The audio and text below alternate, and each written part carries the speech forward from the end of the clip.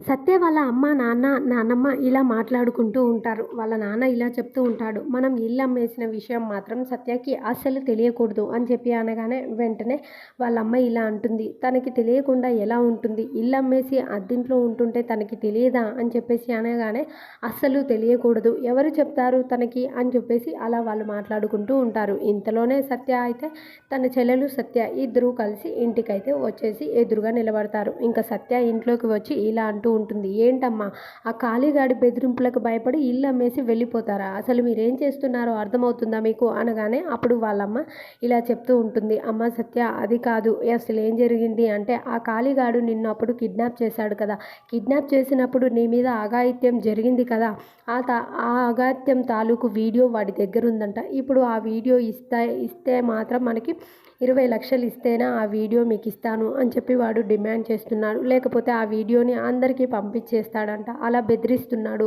అని చెప్పి జరిగిన విషయం అంతా చెప్తారు. అది వినగానే సత్య షాక్ అయిపోయి వెంటనే క్రిష్ తనకి గుర్తొస్తాడు. ఇంకా నాకు క్రిష్ ఉన్నాడు కదా, తను నాకు సహాయం చేస్తాడు అనుకొని వెంటనే ఇంకా క్రిష్కి అయితే కాల్ చేస్తూ ఉంటుంది. ఇంకా క్రిష్ కాల్ లిఫ్ట్ చేస్తాడు. ఈరోజు ప్రోమోలో ఇది ఉంది. ఏం జరుగుతుందో ఇంకా నెక్స్ట్ వీడియోస్లో తెలుస్తుంది. ఈ వీడియో నచ్చితే please do subscribe and thank you for watching.